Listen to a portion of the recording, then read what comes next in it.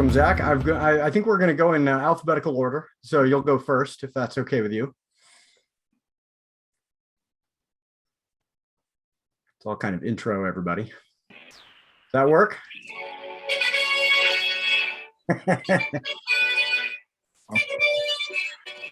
I should have hype music for each of you. That would have been good. Fireworks.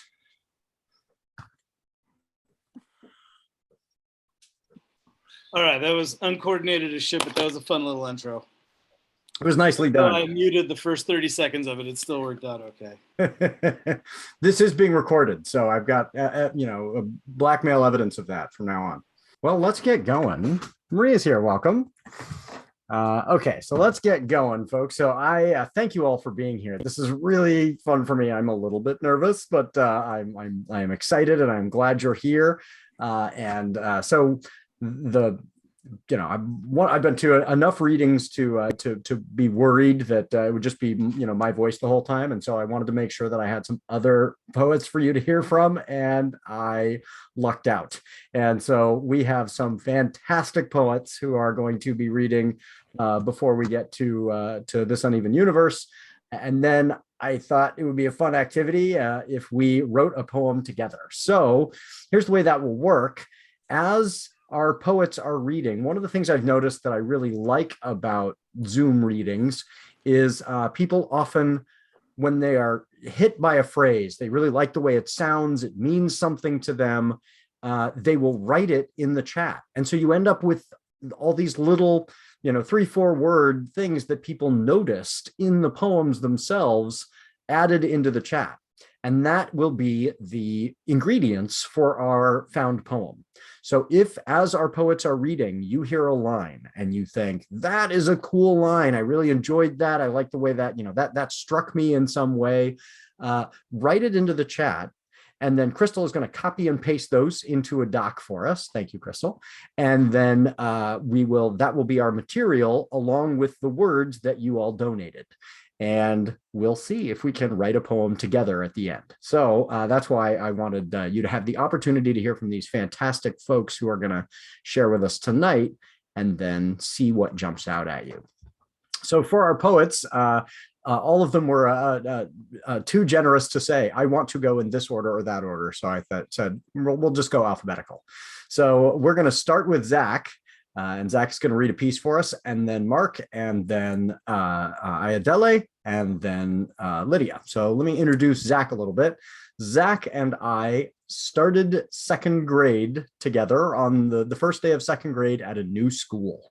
And so we were both the guys who were trying to figure out what everybody else already knew all around us. And I feel like in a way that kind of sums up the way we've lived our lives. we're the guys looking at the world around us going, it seems like everybody else understands the way this is supposed to work, and we're figuring it out together. So Zach has been my friend for a long, long time as we have been trying to understand the world. And it was not until when did we reconnect and discover that both of us enjoyed poetry? That was not till much later. It was right after you got separated. Yeah, so a couple of years ago. But yeah, I kind of slid in right after that happened. Yeah. And from there we did the book, we did the poems. Yeah. So I am very excited for all of you to get to hear Zach's work. And thank you so much, Zach, for being here. So with that, take it away. All right. It's worth noting, after that first day, I went home and cried to my parents and said I was never going back to that school. And, it's like good parenting for the 80s, because they were like, okay. They weren't like, you motherfucker, you going back to that school? And I'm like, no. And then, yeah, I went back, and Ben and I have literally been friends ever since. This is from the book published through my poetry collection published through Not a Pipe, so 21st Century Coastal, what's the title of my book, Ben? 21st Century Coastal American Verses. Coastal American Verses. Yes. Okay, well, this fits in perfect. Certainly a little obnoxious, but I'll just get it going. It is a touch long, but hopefully you enjoy it. The first 6 days in Hamilton, New York. Poem in 3 stanzas. As dawn's light, we traipse upon our native ancestry, as if some toothpaste would just clean teeth like God's shoe shine, raping the lock as if there were an infinite landmass to ruin. What would the rabbit Riley say, that sometimes down in the gutter is the most comfortable place? I can't help but feel lied to. I must be late to a very important date, trying to wrest myself from a bed made by one Jefferson and confederately tucked into it by another, fighting atop a round table with as penetrable of chainmail as domineering confusion. Oh, you men are all the same. Remember, gentlemen, the clothes will not make you, they will only own you. What is one able to say of a forgotten past? The muted sound of skulls and bones buried beneath our marching feet, which rumble from below a cacophony of industrial fiction, the Middle Earth of our imperial state. Yes, men, this is our foundation, the bangs and the whimpers. Entitlements belong to art and to untitled pieces from the local museums, privileges for those who insist on bearing witness. The rest is uncertainty, where no one owns anything but their own fear and discomfort. This never was meant to create a license to kill. That is for men from a different time, age special effects to distract us from our real potential. Your crystal stair remains in disrepair, like your mothers have been crying about for years. So is this where the middle passage begins? North or south of Harlem? Santa Maria.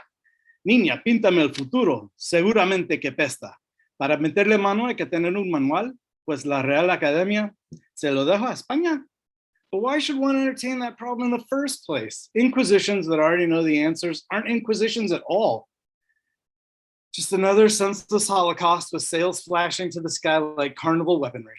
And this poem is, like any other, obnoxiously self-aware and without any concrete understanding, like the human condition, with constantly more questions as our answers. But this particular moaning is not a prayer for death. Here, we're reclaiming. Second stanza. The greenest earth expands from the darkest winters, coldly blown treacherousness in a land filled with the fertility of opportunity. The winds came long ago, swiftly crossing the Eastern Ocean, but this third planet's circular. You'll only end up where you started anyway. So to blame the swiftly crossing vessels carrying disease and torment are the same as any other man forcing ways across the tides, where Cortez may have crossed the waters not looking for adventure, but for a fighter, looking for a fight. Blood cakes on our masculine hands the way mud might crust upon a weary traveler's bare feet. Rain pelts the twisted metal of our fabricated earth and our meals of hardened bread from magma ovens. Cold is coming, and I don't want you to be alone down there. Rain becomes sleet, the earth hardening, tundra miles turn into the paralysis of permafrost. The stiff rigidity of the unrelenting wind swirls around the most vulnerable hearts and violently attacks the circulatory system. The susceptibility of man to his own handcrafted demonic fantasies flourishes in his icy veins. When the snowflakes descend from heavens, they are cast down lightly from above, fluttering like butterflies, escaping life and into death. The icy dusting drops man's rigid muscles so that they burst forth in stone-striking fear. Mothers and daughters crushed beneath the image of power. Sons most fearful of a pummeling that would shake the faith of any god. Oh man, this mean, nasty aggression swirls into a rigid tempest. The local population escaping as deeply into domiciles, the forever intolerance of the elements since those first few steps from the garden. The cradle of civilization has crossed bridges of deserts bereft of water, or bridges of this same frozen ice that forces humanity indoors. The same dilemma exists, not whether we should escape our environments, but why? Why this fight for survival? Such a commonly held tenet of culture that we fight and fight and fight to live, but we do not fight to love? Doesn't it beg the question? If the snow buries the living world for ages upon ages, do we maybe forget to dwell on the right questions? When our doorsteps are rife with inert and frustrating death, the struggle for life is certainly misinterpreted. The challenge of impending doom, that death upon the land is apparently the state of our sorry human condition. The vast expanse of monochromal idolatry intensifies man's frustration with his own self. Bound by one statuesque existence, breaking the shackles of stone is certainly as impossible as we imagine it. Adonis has been perfect for centuries, and Venus equally without arms. Don't think such comments farce. but to sleep and dream of a world beyond our own in the coldest hours of the darkest days. We are ordained to create many myths. Pomegranate seed fantasies give way to Doppler certainties, which insist that our realities are constantly manufactured. Do not succumb. Do not collapse beneath the millennial weight of a pedagogical oppression. Step onto the doorstep, dare the frostbitten tips of our hardened hearts to beat again with fresh, warm blood, coursing with love and compassion. Our children cower inside, convinced that the snow will never melt, that drifts and dunes that sweep across the emerald land and tuck in the brick-laden industry of man may never melt. They reach for remote control to change the channel.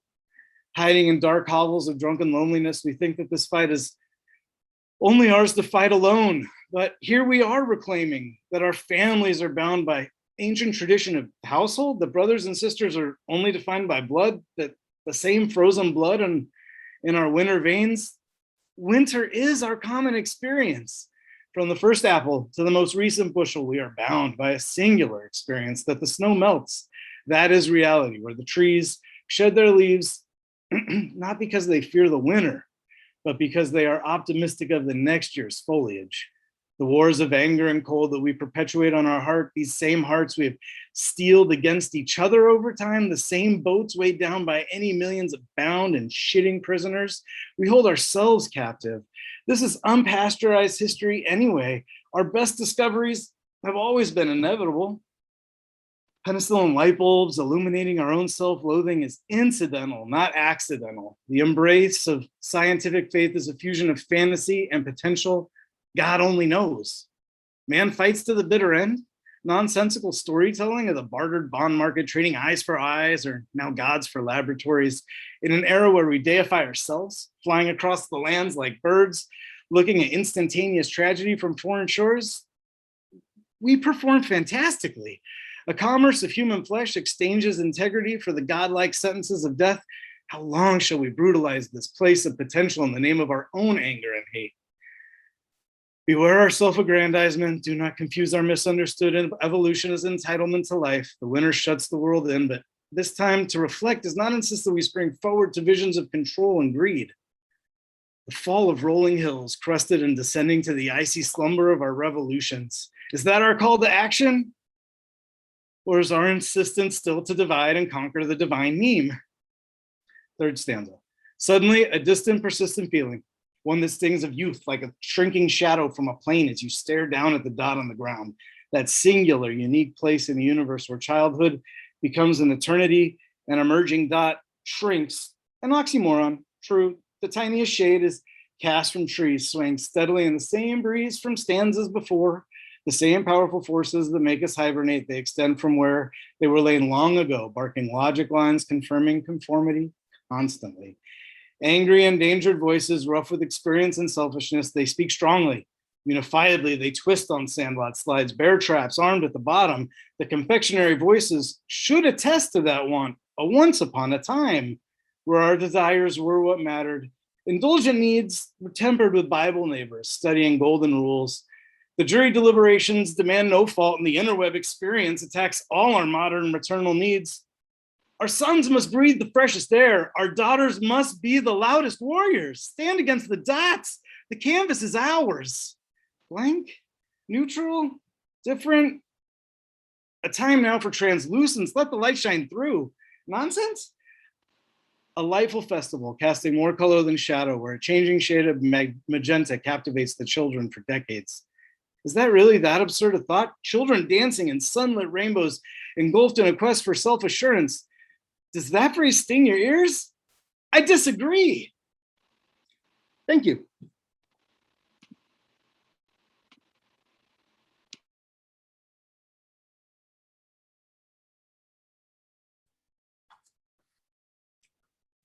Trying to resist my natural white male urge to immediately talk about it and just let everyone sit with that. It's really great. Thank you for that. And thank you to everyone who is putting comments in the chat. That is, if those lines jump out at you, that's what we'll use as our ingredients. So I appreciate that. So again, pausing, I want to hold some of those fantastic lines. Thank you, Zack. So our next reader is Marc Janssen, and Marc and I met also more than a year ago, and Marc is kind of I think it's safe to say the preeminent poet of Salem. Yeah, I think that's fair. And runs the Salem Poetry Association, Salem Poetry Project. And Salem Poetry Project, that's right. And is a phenomenally talented poet in his own right. And his book of poetry, November Reconsidered. Reconsidered. That's right. Is worth another consideration. So please check that one out. So Marc, take it away. So I have 3 poems for you tonight.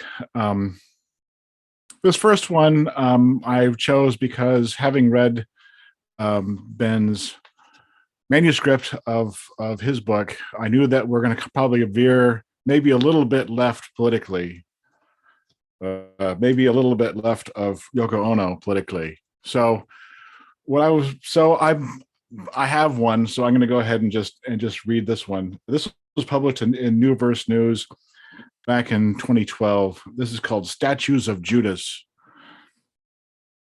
Outside the bank, someone erected a geometric deposit, a statue of sorts, a boring kind.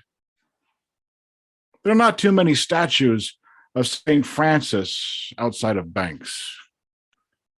The kind of statue a Catholic kid would stop and look up to, his hand shading his eyes from the sun. There's not too many statues of Martin Luther King outside of banks.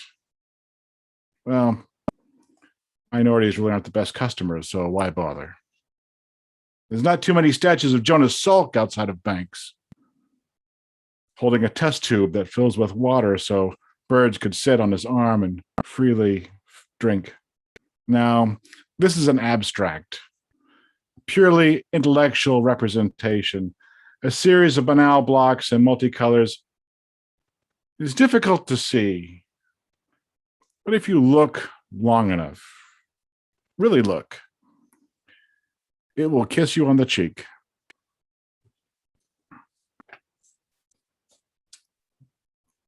So this second poem is a request from Ben. He wanted me to read a poem about writing. And I don't have too many of those, but I do have this one, which is called Blank Pages. Blank pages may be exactly what they seem. Lined, gridded, just vacant white expanses. They are an affront, an insult. Reams of them waiting to open their mouths, unnoted, unsmirched, untouched. Blank pages rip off their gloves and leave them in your face. 2-year-olds know exactly what to do with a blank page. There's no hesitation. Crayon clenched in a bundled fist. The line, slice across virgin white, and if that's not enough, messy creases, surprise fold, ripped off center, scattered to the floor. 2-year-olds are agents of entropy. We lose that boldness somewhere. In an elementary school desk, or in the haze of high school hormones. When met with a blank page, feel the barrier of expectation that mistakes and judgments are lying on the opposite side. Young women, men, aging adults, be wrong. Who cares? Just go, one line next to another, a scribble, a notion. The blank pages are pleading, calling to you. So, I wanted to, this is the last poem I'm going to do. This is a poem from my book, November Reconsidered. And I'll throw the link in the chat when I'm done here. This one's called In the Kitchen, 12:15 p.m. Sunday, November 24th, 2019. And this starts with a little quote by Sam Smith. And Sam's quote is, "I went to bed last night dreaming of tuna melts. I dream of sandwiches. Easy, lazy sandwiches. PB&J on Wonder Bread. Peanut butter and honey on toasted white. Ham and cheese with horseradish mustard. The fantastic club. None come close to the reverie that is the perfect tuna fish sandwich. The fifth bite of chocolate is never as good as the first. The 1,000th sandwich is never as good as the third. There's a banality to 2 pieces of bread, condiments, and whatever. A vagary that generates lunchtime ennui, which wistfully designates bologna as the Albert Camus of food. I can create the consummate tuna sandwich I have many times. If I close my eyes and conceive index, middle fingers to nose, I can smell them. Still there. A daydream, a hunger of exquisitivity. Each ingredient is important, involved, and exacting. A November Sunday, after church, rain outside, nothing on TV, Grandma commenced her creation. Pre-sliced sourdough bread, buttered on the outside. Tuna fish drained and mixed with mayonnaise, nuggets of sweet pickle and onion. Then on the griddle. And turned at the trance of brown, crispy, silky, warm, with surprises of sweetness and crunch. Don't make me a sandwich. Conjure one, magic one. Imagine one into being, using only the tools at hand. Create a sandwich like you create a baby, a record, a map to a beloved rainbow. Maybe then you can incant a tuna melt worthy of the name. Thank you.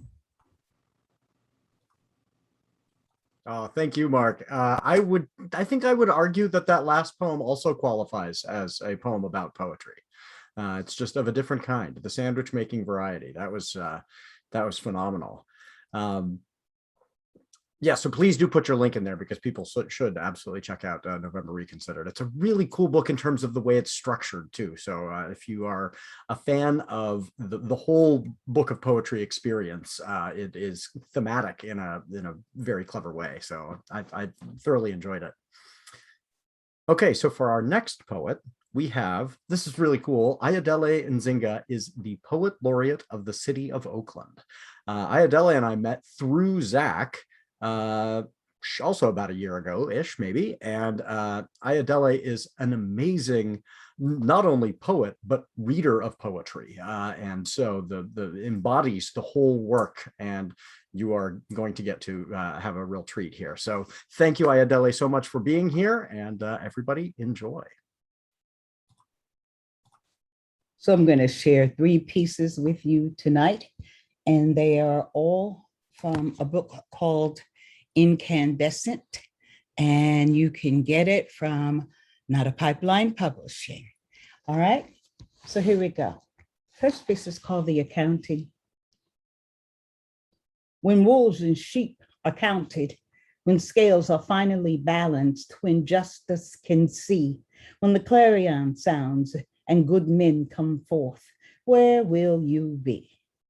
When the times of camels and needles' eyes is upon us like a coat in winter, will you be with us, or constricted by the sins of your fathers, your own sins, the smell of insatiable greed, eyes closed, deaf to the sound of children, forests, oceans dying, when it all falls down, and it will, where will you be? When the false cover of innocence is obliterated and we are naked with what we did and did not do, what we let transpire in our name, what we pushed against, profited from, let it occur, did not stop, lived with collateral damage when the price is extracted for standing by, when both innocence and ignorance are not recognized as a defense for bloodied hands. Where will you be? When will you understand some stains can't be removed? Where are you now?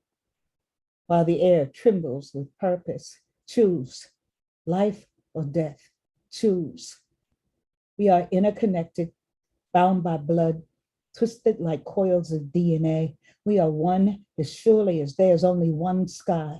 What happens to one will fall like plague upon all. Dig one hole, dig two. The second for you. Where will you be when right prevails? And it will. Where will you be when the cups are righted, the books are done, and the cost demanded for what you wrought with the breath in your lungs? When the prayer enacted by your hands has taken on a life of its own, where will you be? Something is always dying, just not in the middle of the room. They were roses before they were mulch. 5 pennies in a drawer. A beggar's feast is better than an empty basket. All stories start with the potential of happy endings. I have walked for miles in the eye of the storm, blinded by the sun I sought. For 7 miles, I was a full moon, 5 pennies in my pocket. Life is a dream that ends upon waking. Roses and illusions die. Centuries underwater, sleeping, phantoms deep, the bones and I. Sometimes death saves you for life. Roses floating on the water, 5 pennies in a drawer. That's the smell of hope, she said, but never quite understood. Metaphors dressed the truth for dinner. A meal of ghost walking on the water, mostly bone, but some have eyes, floating across the graveyard. North Star eyes dream of locomotion. Transplanted trees grow in the direction of home. My MLK walk resurrected itself on a milk carton in Harlem, became black berets, leather coats, and guns. Locomotion became movement. They were roses before they were mulch. Something is always dying. Minutes murder hours. Every sunrise, light cuts dark. Rage in bullets, nets to the hope in the drawer. Bones on the water, bleeding lions onto the street in the flow of lost religions, dangerously feeding the lumpen. Baraka said, every man should see himself when thinking of God. Spotlights and sunsets buried my 5 pennies in the back of my mind next to the chatty dead people. I wanted to be a river, but the ocean branded me. One hand a spear, the other a shield. Neither tool favored. The dead won't shut up. They got them pennies, they rattle them like dice. Something is always dying, just not in the middle of the room. The wind won't leave me alone. Got me watching fig trees and praying to grapevines. Crows and doves watch over me, knowing I too want roots. That dream drowns 1,000 times a day. Sharks and itinerant poets, prophets writing dirty, God's trombones. Joshua rode into Jericho with the confidence of Hannibal. I got an 8th and gin for Ogun. I favor brown liquor, drums and gods of thunder. I talk to the dead. We got pennies for eyes. They rattle like dice as we float across the graveyard, rootless, ruthlessly defying the storm, riding on the wind, rage and bullets in an open drawer. She said, you got to see further than looking. Got lost in the crowd. Everybody turned backwards, eyes closed, trying to understand how did they got here. Ain't no pennies. Goodness, what's going on here? I have absolutely no idea why a musical accompaniment started. Here we go. She said, you got to see further than looking. They got lost in the crowd. Everybody turned backwards, eyes closed, trying to understand how today got here. Ain't no pennies in the drawer. The dresser lives on the sidewalk. The sidewalk is melting. Don't look, maybe you won't fall through. You remember, ain't nothing underneath. Even the graveyard moved. You forgot everything. It's too late now. Pennies pay the ferryman. Hope lives on the other side of the river. Think hard, it might stick out. Charts, lucky powder, and time. How did today get here? The face in the mirror got stars for eyes. Wolves and Lamborghinis issue orders for new worlds. Crane and bulldozer dreams. Neo-colonial blueprints for a cultural renaissance. Bones ground into feathers, trending on eBay and Etsy. All artists report immediately to Homeland Security. RFPs are required before completing your current thought. Where are your blueprints? They didn't see the crash coming, chasing the wave overhead, underwater after pawning the guns in rage. Your breath on the outside of the window, steaming the surface.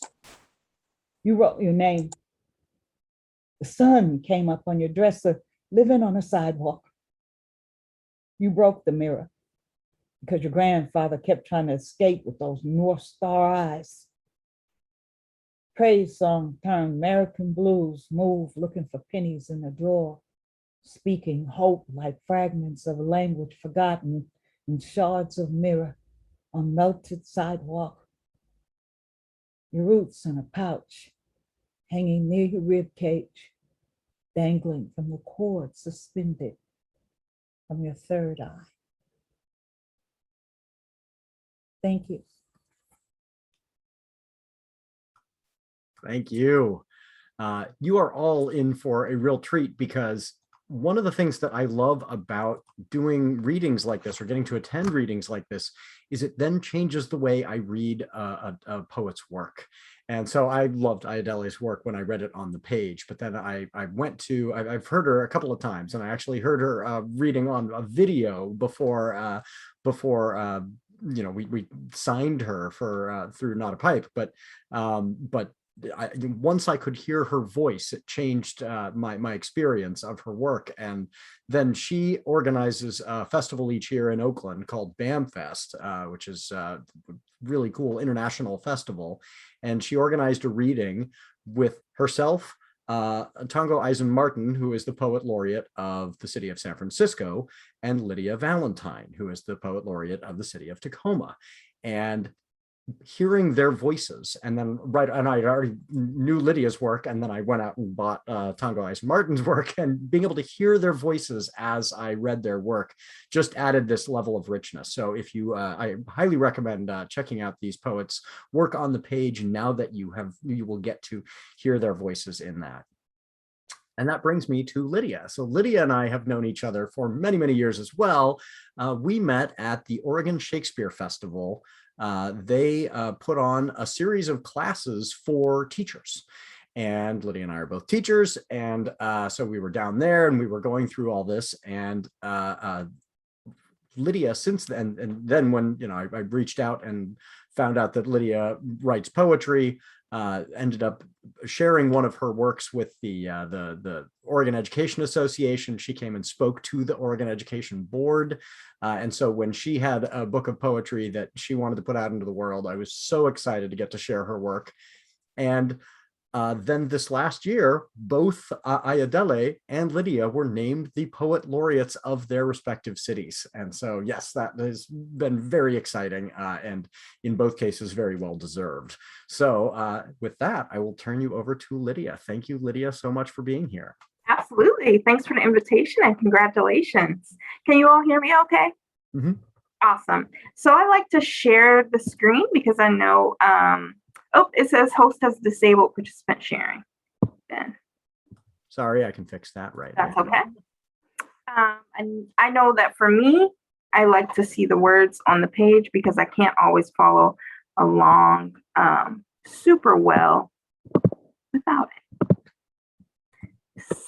So, will it let me do that? Maybe. All right, there we go. Oh.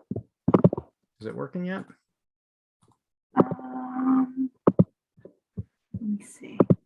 Nope, not yet. If that doesn't work, you can also make her a co-host, Ben. Yeah, that's what I'm trying to do, and it's. There's also usually like a little up here right by the share screen, and it has like options, and you can say all participants can share. I had to reclaim hosting there. Yeah, that's another option. Yeah. There we go. Now I've made you host, so you should be able to do that now. Very good. Thank you so much, Ben. So I have 3 poems that I want to share with you all. And I'm just gonna share the screen. This first one, this past year was the 20th anniversary of Tacoma Arts Month.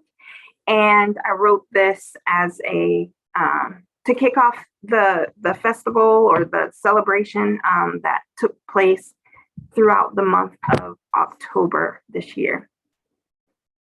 And I thought this was appropriate to include because, as Mark noted, Ben asked, for us to consider reading pieces about writing. And, this isn't just about creatives who write, but any creative, but it applies. All right, a poem for Tacoma creatives. Art in our gritty city of destiny is a fire that never rests. It erupts in a torrent carrying pride and passion, hope and healing. It smolders in coals that refuse to be banked, even when buried in packed ash layers of economic disappointments, even when drowning in the insistent flood of gentried waters from the north and from the south. It flickers sly fingers, reaching out to awaken our eyes, our ears, our minds, burning its way through us or to us or both.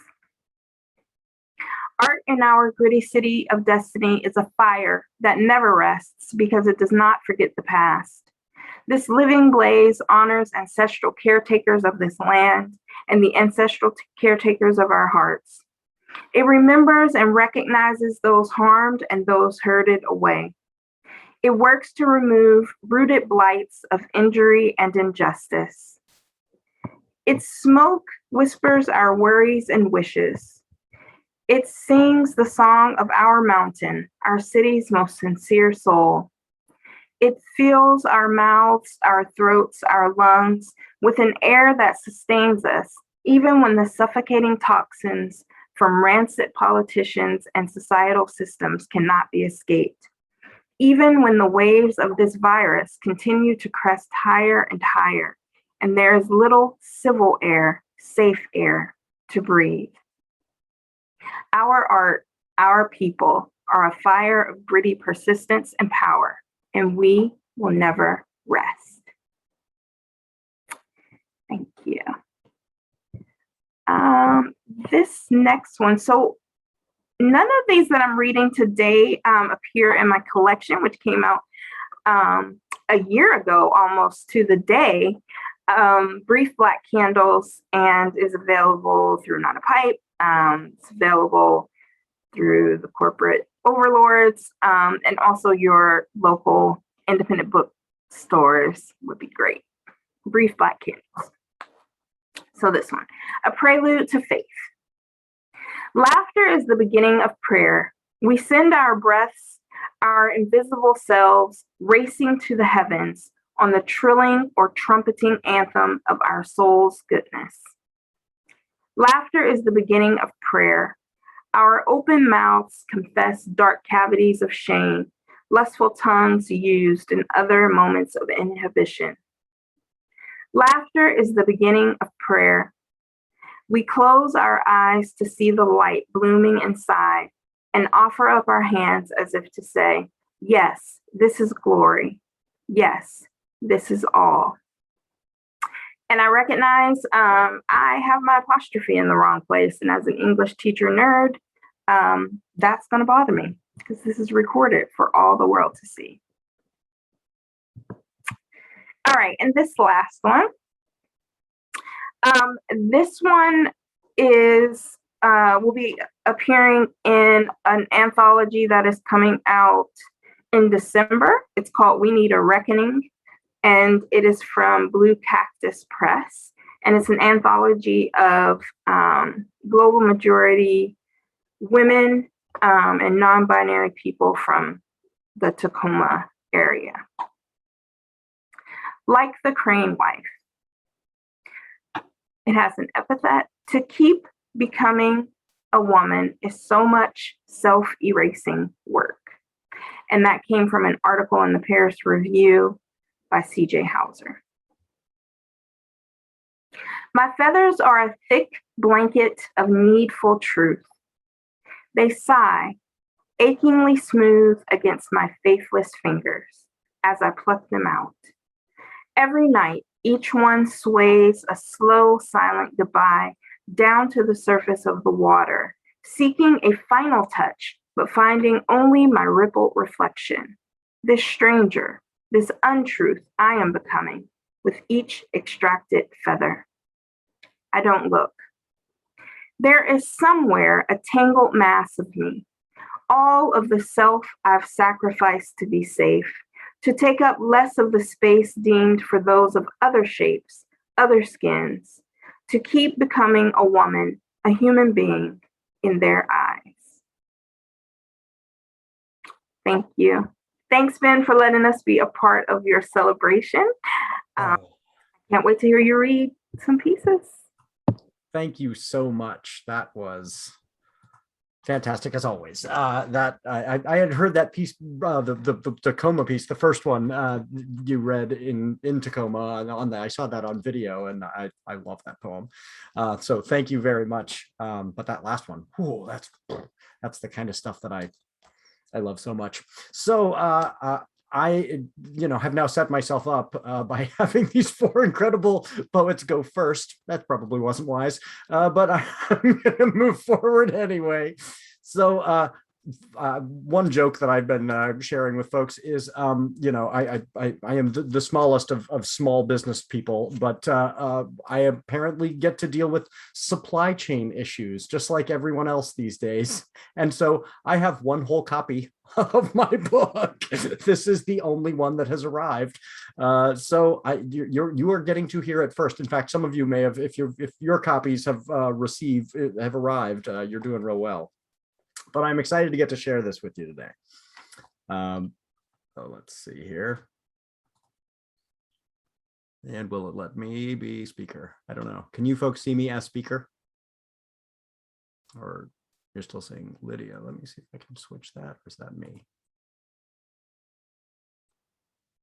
I am the host now. You're on speaker view. I am on speaker view?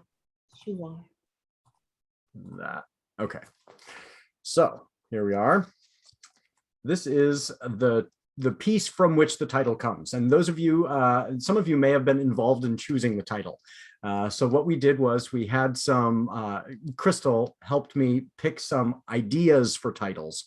And I'm really bad at deciding on a title for the entire collection. In fact, Chrystal helped me through this whole process, as reflected in the dedication. She made this book possible because I'm really bad at deciding which poem should go into a collection and in which order. And so she helped, and you will see what a good job she did in that when I was going through and choosing what to read tonight, they ended up being in the order that they are in the book. They were not written in that order. So it shows that she's got an eye for what order they should be in. So then for choosing the title of the book, I shared out, yes, everyone does.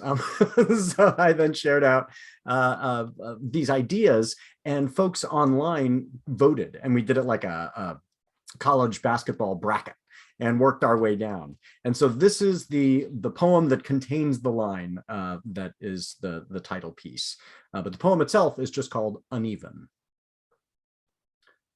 Stars peeking through, thin wisps of clouds whisper. Back in the beginning, the slightest tweak of gravity or chemical properties could have changed things so water molecules would diffuse evenly in the atmosphere, an emulsion as immiscible as milk. Think of it.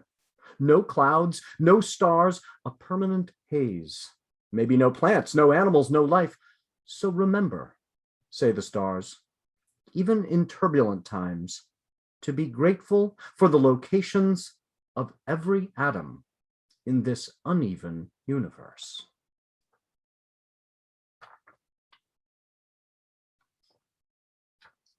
And so the book kind of ranges in terms of theme, but some things keep coming up.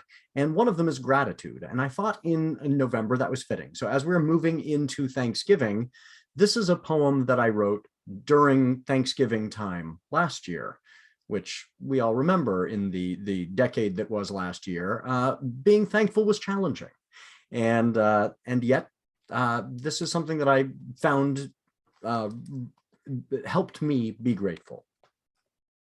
Gratitude in 2020. The liquid soap on the dishes is just green goo until churned it becomes bubbles. And people keep popping up on my phone, excited by isolation. Vicky, the poet, talks about sharing and gives me a prompt. And Eleanor, the writer, says, I'm not bailing on what I've got, but just, whew, I've reached for someone else's dream, it feels like. And Jessica, a tired new mom, tells me about her son's meltdown, but she pluralizes to, we are tired and want to be held. That's the year. When the country discovered its deeper rot in the middle of a plague and only barely tossed out the dictator after so much damage and so many standing with signs that really said, we are tired and want to be held. And Thanksgiving could be obligatory and false, except I'm grateful for all the bubbles.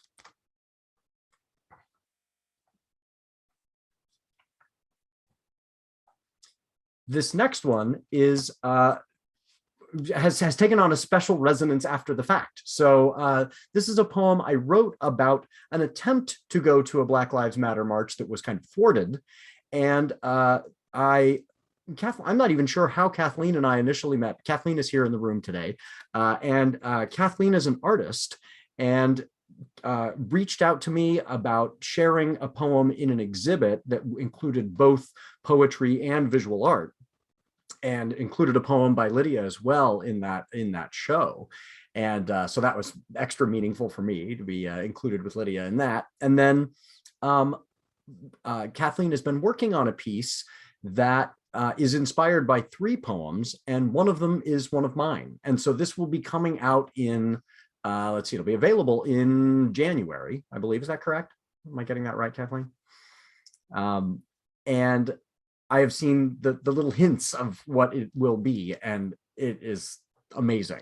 So I wanted to share this poem with you to kind of wet your whistle so that you will go check out that piece in that gallery in Eugene. But the poem is called Marching. White man running late for the Black Lives Matter march, 401 years too late. Desperately scanning the car for sunscreen. Wouldn't want to hurt for this. Wouldn't want to burn. I pass lines of men and women picking fruit in the fields. How many not offered humanity because papers, please? How many could have children thrown in cages in concentration camps? Well, they burn to feed families. Theirs and mine, Hours? Where is my sunscreen anyway? They march up and down the rows, their backs bent, worthy of more respect, demanding more recognition of their dignity and humanity than my calendar entry afternoon stroll for justice. My event was postponed after all. Something about permits, not processed in time by white bureaucrats. Guess I missed the memo, 401 years too late. I walked through the city with my sign, nodded at other white people, all pleasant, no objections, no one burned. We all smiled behind masks, knowing the fruit would be cheap.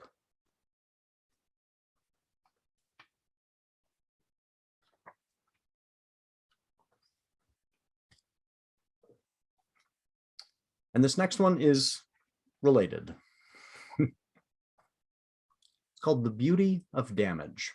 One of the things I like about poetry, before I read this one, is that it is a form that is designed to open our minds, to ask us to ask questions. And that is hard for me.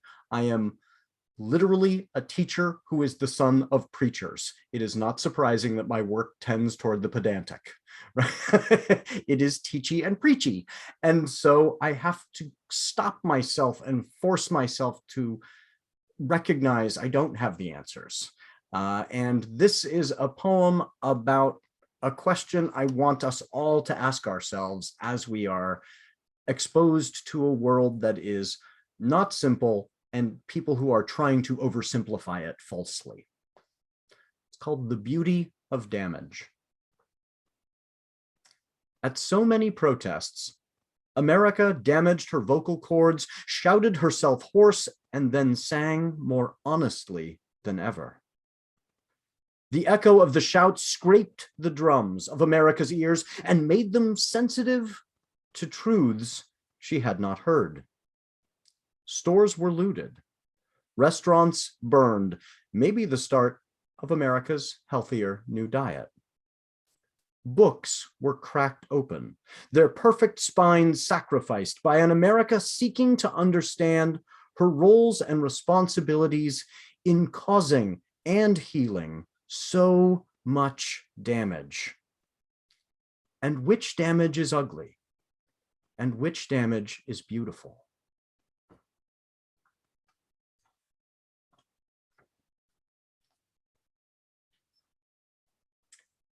And here is a poem about complexity that is also a meet cute. So, which is not something that most would expect. But Chrystal and I got together on an unusual date, an unusual time in our country's history. And I think you will catch some of that complexity in this one as well. It's called Stutter Step.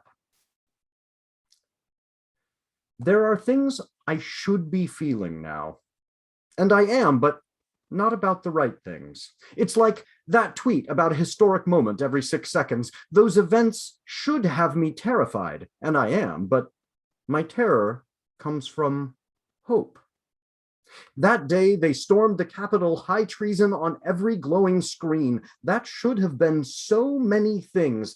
The end of their movement, the end of the demagogue, the end of a winter of years, but the blizzard drags on, and I should be terrified, and I am, but I am because the beautiful woman wearing guillotine earrings said, I put something special in the bag for you. And the note on the dessert said, because I'm Antifa and I can. And I am because that just may have changed my life more than anything.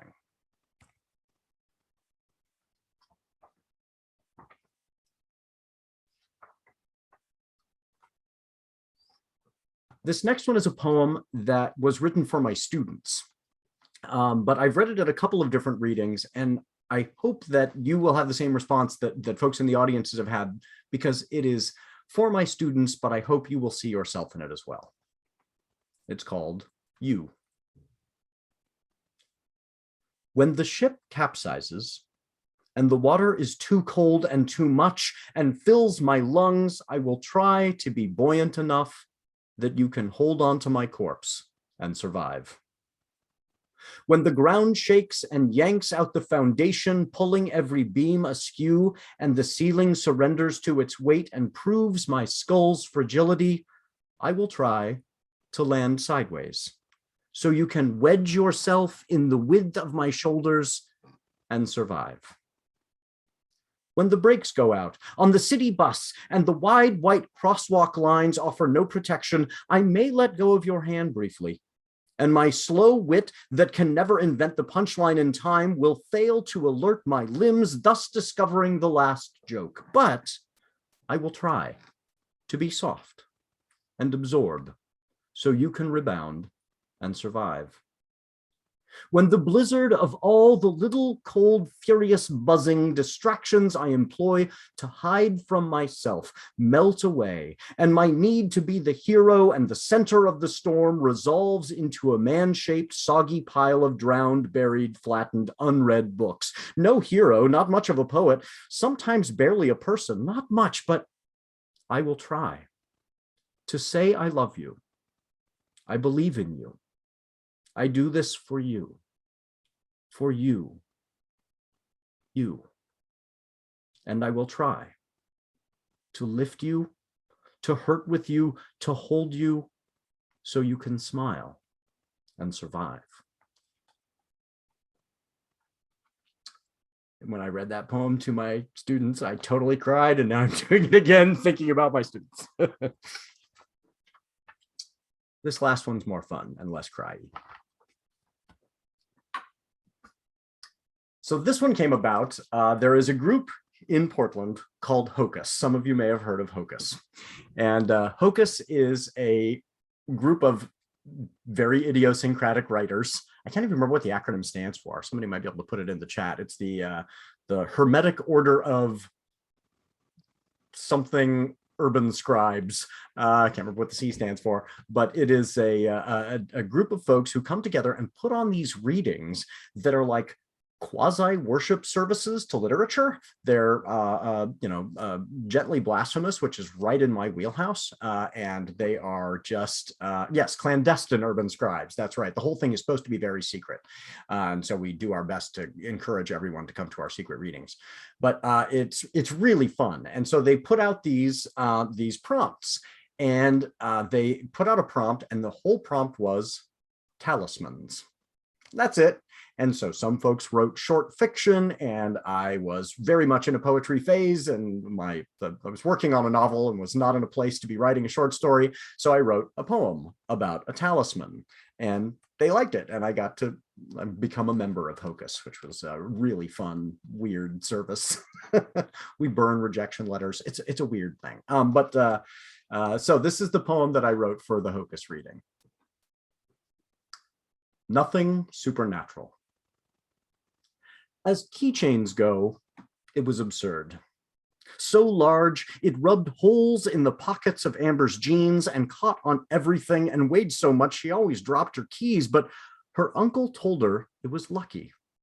She was 7 when he gave it to her with a story about fairies or sprites or gremlins. It wasn't clear if he knew the difference. Some small winged creature trapped inside a hunk of metal, roughly a disc, but not flat enough to be a coin, bulging in the middle, where the creature was trapped in the circle of the runes carved in it, carved so deeply they made holes around the edges, holes big enough to bend a key ring through and hang her house key and the fob for her Toyota. Isn't fob a ridiculous word? Almost as ridiculous as believing some creature was captured, entombed alive, buzzing and angry and spitting magic like a 4th of July sparkler. Who would want that in their pocket? But she was 7, a magic age, and now Amber was 23 and missed her uncle, and not so unmagical that she'd throw it away, but old enough to be embarrassed when she pulled it out of her pocket in a parking lot as a couple passed by, and the woman with bangs glanced at the flash that might have been a knife and started. And the man with a mustard stain on his shirt glanced at his wife and chuckled at her fear because men get to do that. And the woman shared a telepathic moment of understanding with Amber because women get to do that. But the moment was cut short when Amber dropped her keys again because the chunk of metal was so heavy and also maybe the keychain jumped a little or buzzed or shocked her, but certainly that couldn't be possible. Even less likely than the crow that flew right over her back. There were crows in the parking lot, no big deal, that had swooped between the cars and through the space right where her face would have been. And it didn't harm anyone, didn't even hit the easily startled woman with bangs who screamed and fell backwards into the man with the mustard stain who laughed again and stepped back into the path of the car that was only going a little bit fast for a parking lot. And it really wasn't the driver's fault she didn't have auto insurance, because neither of the jobs, her jobs paid enough for rent and food and gas and insurance. And it really wasn't the mustard stain man's fault he didn't have health insurance, because his company cut his hours. And it wasn't the company's fault, because they just wanted to compete with a company somewhere else, which also didn't offer health insurance or pay enough for rent and food and gas and auto insurance. But the driver would lose her apartment and live in the car she could no longer drive. There's nothing supernatural about being trapped inside a hunk of metal. And the mustard stain man would lose his house because of the medical bills the driver couldn't pay. And his wife with the bangs would lose her fear of muggers when she had no money, but she wouldn't lose her fear of parking lots because women don't get to do that. And the mustard stain man's company would lose to the company somewhere else, but the owners would still have health insurance. And Amber would only gain. A disquieting story to tell the guy behind the counter at the Toyota dealership when she went to get a replacement for the broken fob and felt embarrassed when the guy saw her keychain and raised an eyebrow. So Amber sealed herself in the protection of a story. Just a story, nothing supernatural about those, just that some people are lucky. Lucky enough to drop a keychain and reach for it and hold on to magic.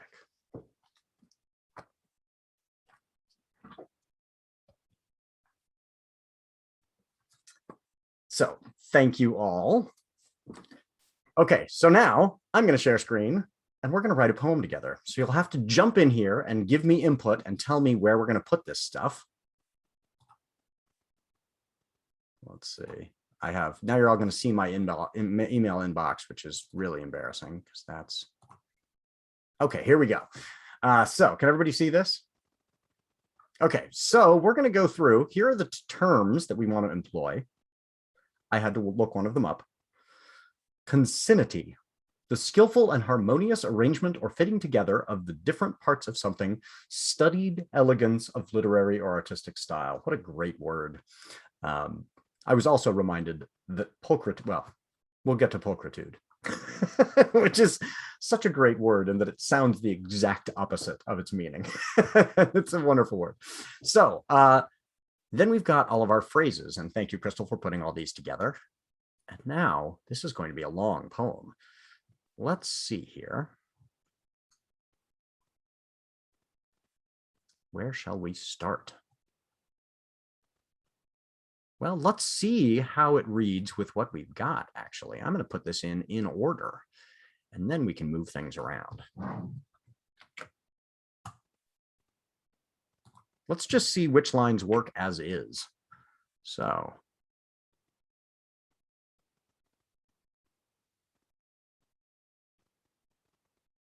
let's actually start with this one. That's a great line.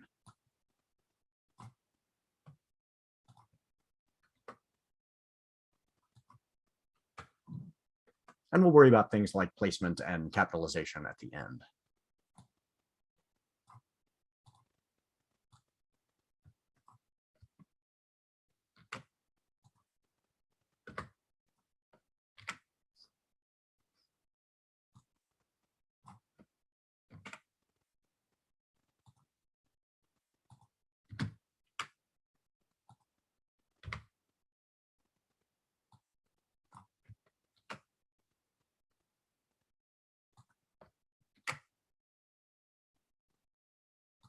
That's so good. This is going to be so good.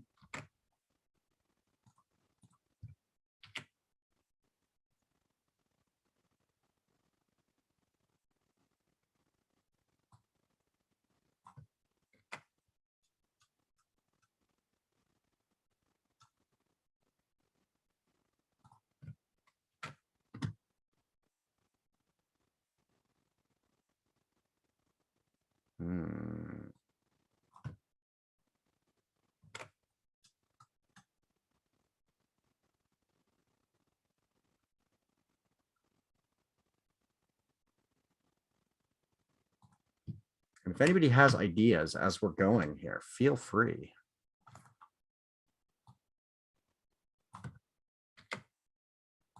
I know that this is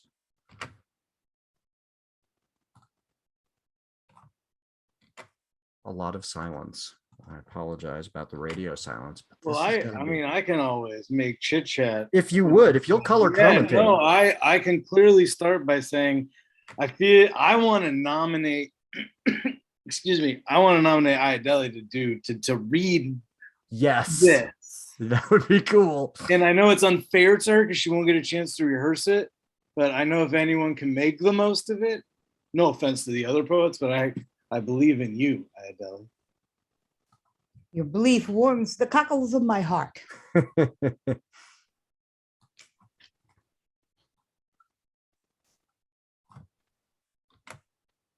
Yeah, that'd be rad. Okay, well, cool. This is going to be really cool. I mean, yeah, I was also gonna say I was very once I saw the final duty roster, I was really honored to be with you all tonight. Just there's a lot of good poets and authors, and Yeah. I've read a lot of your work. It's real cool to get to read with y'all. So I'm also working on my sincerity. So I think I did a good job there. I can tell my therapist about that.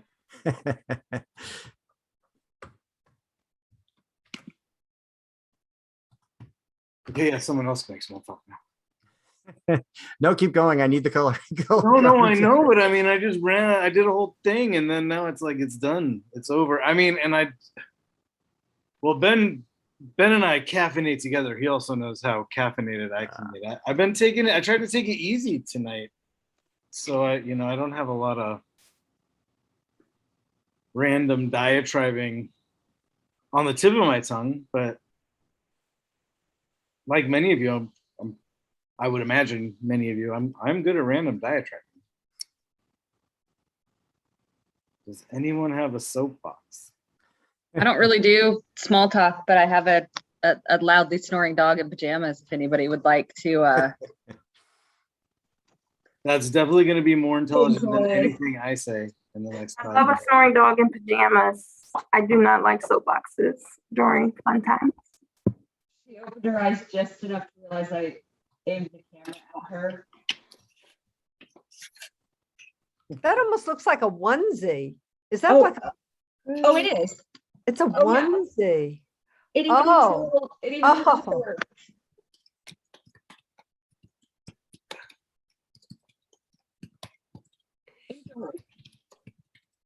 Kathleen, are you from back east? Originally. I'm from, I was raised in New Jersey. Okay, I'm from Pennsylvania. I heard it in your voice. Yeah. Yeah, I've been out here a very long time, but it's, yeah, some things just, Yeah, I love it though. It was a nice yeah. pressure from home. And when I'm with, like when I'm with folks from back east, or when I used to fly back and the airplane would circle Newark Airport, Airport, I would start, my voice would change. And by the time it would land, I'd be, oh, where's my coffee? I need a cuppa. Where's my coffee? Yeah. Give me a cup of coffee. And my THs would become soft Ds. Mm-hmm. Yeah. Then I'd get back on the plane, I'd fly back here, and then I would, somehow something would switch inside my brain and I would sound different when I got off the plane. Well, my dad was from the South, and when I talked with my best friend who is from Kansas City, Missouri, I can definitely end the conversation with more of a Southern accent that surfaces. Yeah, you just fall into those sort of imprinted patterns. Mm-hmm. And there's something for me, there's something comforting about that. I agree. I kind of like it, but when I first moved out here, I had more than once, I had people not understand what I was saying and ask me what country I was from. Oh, And I just say New Jersey. They didn't. I thought it was funny, but yeah. when I first moved here, I worked with someone who was from Georgia for a year, and he thought I was from the South because I say I instead of I. Mm-hmm. And y'all. Yeah. Y'all's just a handy word. It really It is. really Yeah, is. it is. Yeah, I try and use it in school because it's a great gender neutral term for my students so that I can stay away from you guys, that kind of thing. But let me tell you, as a Yankee, I cannot pull it off effectively. Like when I say y'all, I sound like the oldest man who ever lived. Okay, y'all, this is what, it just sounds terrible. Let me clarify the term guys. In 1971, when I started in the College of Forestry, the 7 women in the college got together and declared guys to be a gender neutral term. Yes, it is nice when that is established, but I should not be the one establishing it. Well, we didn't even bother to tell the male guys. We just decided that's the way it was going to work, and we were going to live with it. But for the Northerners, try you all instead of y'all. Or you could go with all y'all. All y'all. Mm-hmm. One of my colleagues taught me guys, gals, and non-binary pals, which is Oh, yes, I it's remember got a that nice one. ring. From the Pittsburgh area, and in Pittsburgh it would be yins. Mhm. Yins guys, or just yins. Yens, guys. I've never heard that. Is that very exclusively Pittsburgh? Oh yeah, Pittsburghese. It has its own linguistic category actually. When I Really? took a class in linguistics in college, Pittsburgh had its own category. It has to do with the Scottish immigrants and people coming, just the blend of the languages. So interesting. My folks who are here on the call live in Cleveland. And I was talking to Chrystal today about last night. We were talking on the phone with my sister-in-law, who has very much a Cleveland accent. But I lived with my folks when I was in high school in Cincinnati, and they are very distinct accents to me. It's like when you live there, you start to really hear it. And so, Cincinnati is like this weird pinch, like my name in Cincinnati and the word for like a box to hold things in, whether it is Ben or bin, they sound the same. Like Exactly. Ben and Ben and Ben. Yeah. But in Cleveland, there's almost this like little hint of Fargo. Like it's like this, and I think it did come from those waves of immigrants. You get a lot of Polish immigrants, you get a lot of Italian immigrants in Cleveland. And so that accent it's really interesting, but it's great to get to talk to my sister-in-law and go, oh, she sounds so Cleveland. And then my sister, who moved to Cincinnati when she was, I guess, 6, really took on the Cincinnati accent. And so it's it is very strong with her. And so hearing the two of them talk, it's like Cincinnati and Cleveland having a conversation.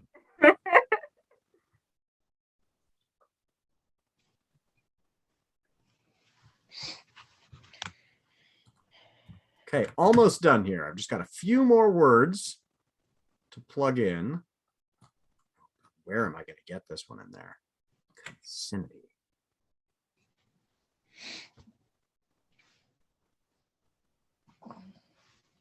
I mean, before you post this, you're going to go back and get rid of the small talk section, right? Yes. I mean, unless everyone's really into it.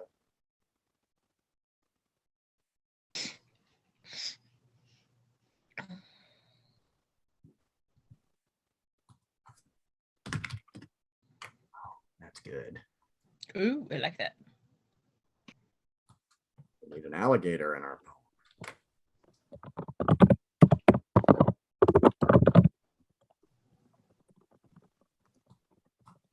it's too good as is.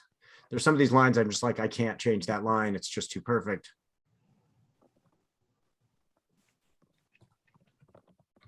I'll make it an adjective. It's fun to change a noun into an adjective.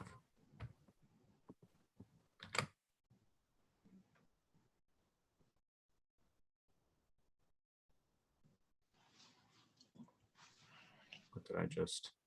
I'm feeling very organ right and projecty with this. Yes.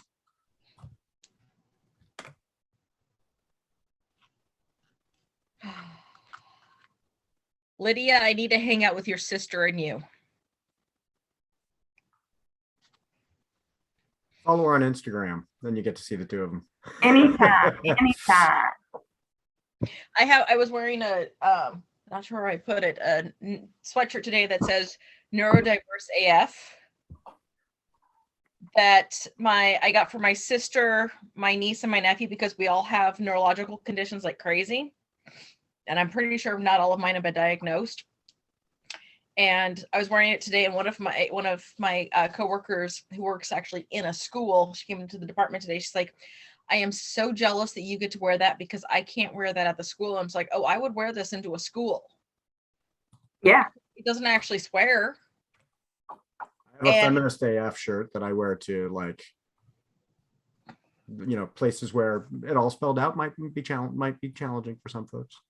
Yeah, because I'm just kind of like, if I wear it, because I when I was first diagnosed with a couple of neurological conditions, I actually was at my students, because I ran an elementary library at the time, and the kids knew I was going to the doctor to find out, you know, why I was twitching and stuff. And so I let them know, hey, I was diagnosed with ADHD, OCD, and Tourette's at the time. And one of my coworkers actually said that it was unprofessional of me to let them know that. Oh, great. That's healthy. That's, and I'm like, what does that say to a kid who is also in the same that place? particular teacher had ADD, has ADD, and is embarrassed by it. I'm like, okay, I can't exactly hide my tics. They're kind of there. Yeah. And if I'm going to help normalize any of this, which is good for the kids. Plus, it's far more entertaining for me, Ben. Let's face it, it's Well, all yeah, about my that's true. entertainment value. I mean, come on. So that's really what everything is. It's just entertainment for me. I am the entertainment in most cases, which is why Ben likes me. That's all good. But it's like, yeah, Chrystal, the ADHD helps with the mimicking accents because then you can focus in on them really, really well. Focus, yeah. Yeah. And also you can get interested, like if you get bored with one accent, you can go, ooh, shiny. Yep. I run the brain stuff affinity group at my school. So we have celebrate all types of affinities. But brain stuff is everybody with anything from, you know, autism like me and ADHD and OCD to depression, anxiety, all kinds of good stuff. So yeah, my nephew was recently diagnosed with autism, and he's like, he's telling me he wants me to go and get checked out because he's like, I think you're on the spectrum like me. I said, okay, like I've got everything else. Just add to the list and really confuse the crap out of my doctors. Besides, I love it when people say, you know, start saying stuff like, oh, people with this can't do this. And I'm like, we can't succeed.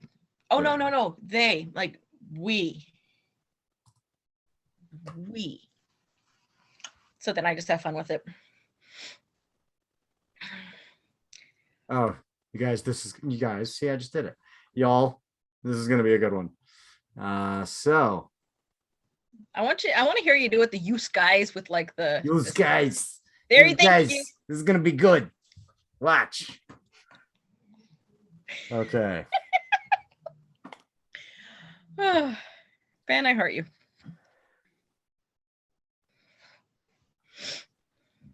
Let's see.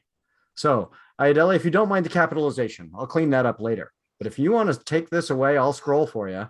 Do you want to read this? You can see this, right? I can see it. Okay, I will scroll for you if you want to take it away. Okay, I may murder a few words here, but let's see how it goes, okay? Artistic interpretations of the words. Yes. I like you a lot. All right, here we go. Inquisitions that already know the answers aren't inquisitions at all. Winter is our common experience, the bangs and the whimpers, winter veins. The clothes will not make you. They will only own you. We hold ourselves captive, trading tantalizing eyes for mellifluous eyes. The canvas is ours, unsmirched.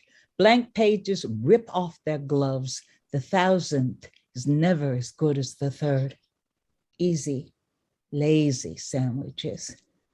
Lunchtime ennui. I dream of sandwiches.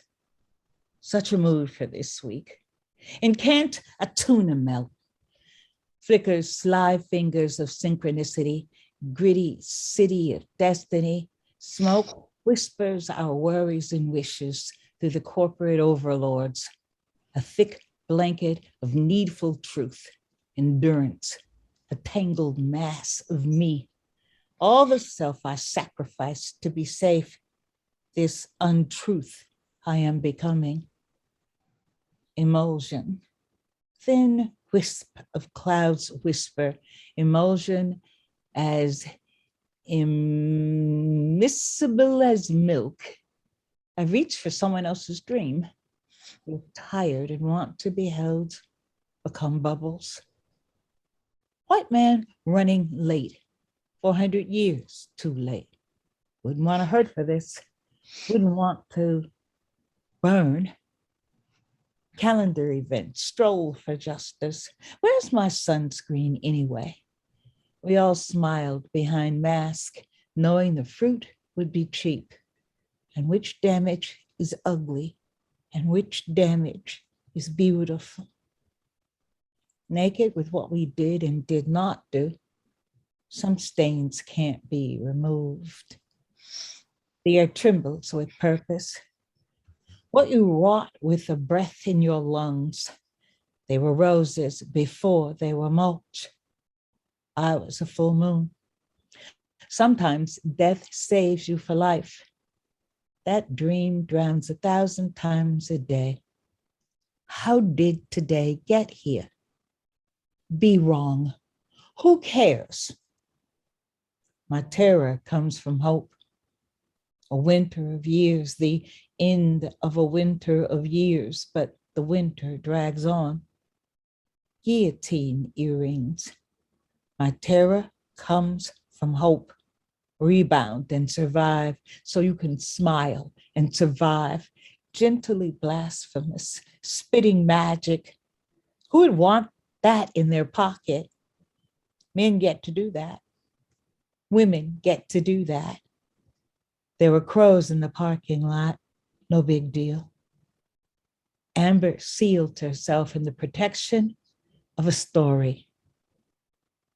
Hold on to magic. Oh, that was so great. That So Can we start a petition for her to read everything? yes, you get to read everything now.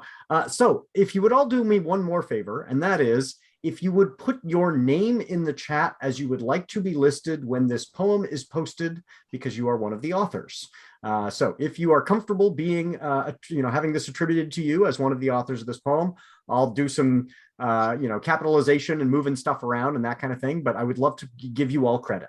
So please put your name in the chat, and Chrystal will copy and paste that in here too, because it'll disappear. We'll lose that. But if you would all put your names in so that they are spelled properly, and I will credit all of you, and I'll post the poem so everyone can read this thing that we have created together. And on that note, I am going to let you all go unless you have questions for Ayodele or Lydia or Marc or Zack. But thank you all so much for being here tonight.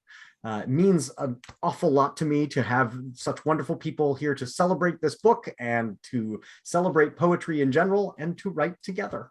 So thank you all. Amazing. This was absolutely remarkable. Thank you so much. Your readings, your words, your voice, all of you just really just inspired and rich. And thank you, Ben. Thank you so much. And also as a plug, in January at Maud Kearns Art Center in Eugene, Ben and the other two poets, Bobby Calhoun and Carter McKenzie, all three will have books for sale at Maud Kearns. So if you're in the Eugene area, you can purchase your books then. And if you want to hear a full half hour of Ben, Salem Poetry Project has Ben as a featured reader in December. Yes. Oh, wow. Another reason why I really need the books to get here. Oh, yeah. And Ben, I was wondering, with your copy, could you hold it up so that we can see what the cover looks like? Yes, and I actually have the t-shirt because, you know, once there's merch, you have to make sure that it fits and is of good enough quality. So I had to buy my own shirt. So I'm that guy. Oh, But if you can wonderful. see that, it is all of those images in the skull and the flames there are flowers from my garden, with a couple of exceptions. I can even see which ones they are. There are some flowers from my mother and father's garden, and there is one from my brother and sister-in-law's garden. Oh no, and there's one from my aunt's garden, and all the others are, but these are all images of flowers that I took over the course of COVID. And then my mom said, you really ought to put out a book of all these pictures of flowers, which is a great idea, except full color books cost a whole lot to make. And then nobody would Ben, buy yeah. a Ben, you're still $70 sharing copy. your screen with the Oh, poem you're- on it, you're not so able we to can't see see the book. sorry, a full size version would sure be better, huh? There we go. So if you can see that, that's not so Beautiful. tiny. So those are all flowers from my garden and mom's Really garden. beautiful. So yeah, that came out really well. I was pleased with the final Lydia, product. feel there. better. Hmm? Lydia's got a migraine. Feel better, Lydia. Yeah. Hmm? Yes. But thank you so much for being here. Yeah, thank you. Congrats. Thank you all. I really appreciate it.